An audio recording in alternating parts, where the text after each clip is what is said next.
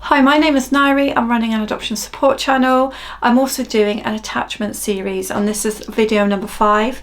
I've done 4 other attachment videos. If you want to check them out on my playlist, please subscribe if you're interested in attachment or adoption. So today is attachment and boundary pushing. Now, for some of us, those boundary pushings I've carried on for a very long time, and maybe will for the rest of our children's lives. So I've got 2 boys who are 11 and 12, so I kind of know all about boundary pushing.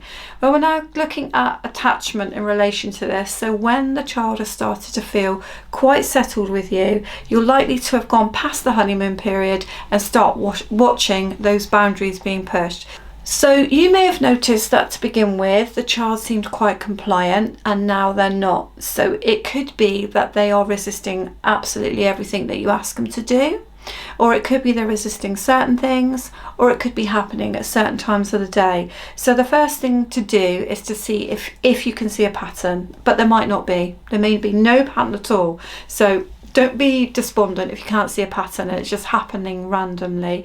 But you do need to kind of first of all rule out the normal reasons why children can kind of lose it a little bit. So just check out that the child's not overly tired, that you haven't had a massive change of routine, or you've introduced different people into the environment, or there's not something more obvious that might be kind of pushing them over the edge. But if it just appears to be that they want to push your buttons, that they want to see how much they can get away with, then the other thing you will notice, or the thing that you'll notice, they probably check back to see your reaction. They check back to see what you're going to do. This is very difficult for most adults because at that point they don't really know what to do. Now, some parenting styles will tell you to ignore the behaviour.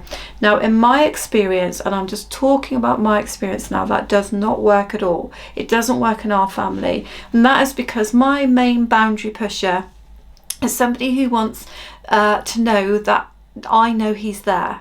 So if that behaviour happens and I ignore it, he'll just escalate until I don't ignore it, and that's not a good place to be with an 11-year-old. So for me, the ignoring doesn't work. You can try that. Try it first. So the thing that I suggest you do to try next is call out the behaviour. So generally speaking, what I'll do is I'll actually say what the behaviour is and what I'm not happy about it quite clearly. And I think when you've got a young child, that's really important, that they understand why you don't want them to do something, because some children will boundary push but they don't really know why what they're doing is wrong anyway.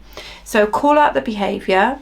I think it sounds odd, but if you can distract them with a cuddle and say, come to mummy, come to daddy now, let's have a quick cuddle, stop what we're doing for a minute, then that would have broken that moment. And then you can offer another distraction if you have one at hand. So you give them something different to do. And if that works, that's really, really good, because you can probably keep breaking that moment quite a lot. And what you're offering them then is that physical closeness, which of course in turn is building the attachment. So that's a win-win all round if that works. If that doesn't work, which for your more kind of like, somebody's on a mission to do this, doesn't work, then you would need to be really clear about the consequences. If you keep throwing that toy, then the next thing I will do is I will need to take that toy away from you for today, or whatever you think is fair for them.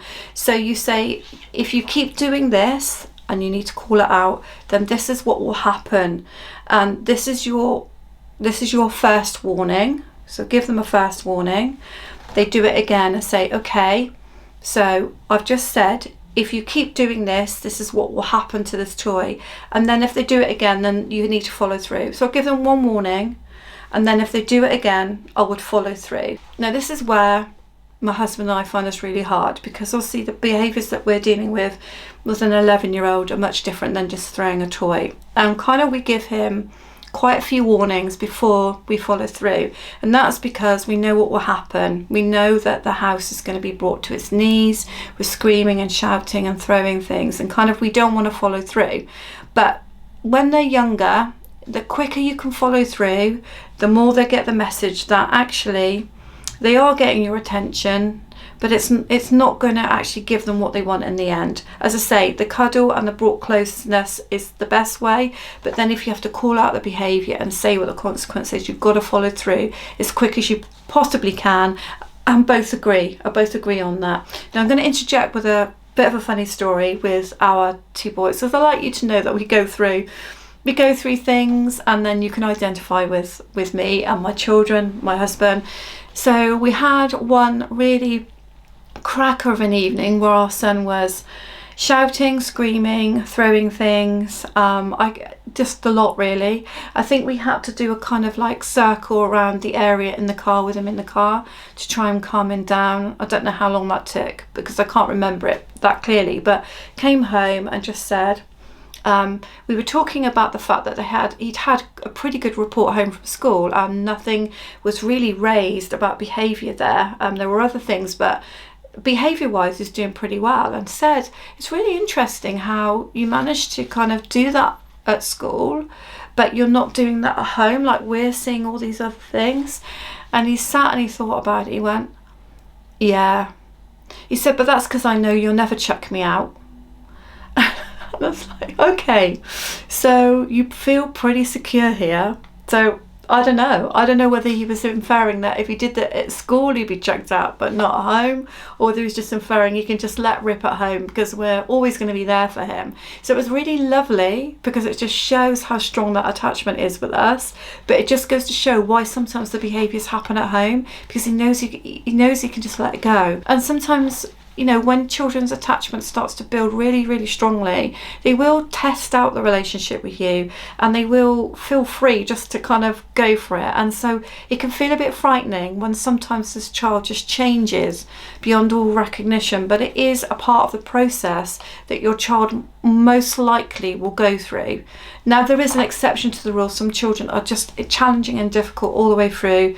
That's what we have. But, you know, we're talking around attachment and the stages that children go through in attachment. If you've got a shouter, so somebody who doesn't necessarily do a lot but shouts a lot, you just say, I'm not going to answer you till you calm down. And if you can't even get that in, as in they won't listen to that, then you do go quiet until they realise you're not responding.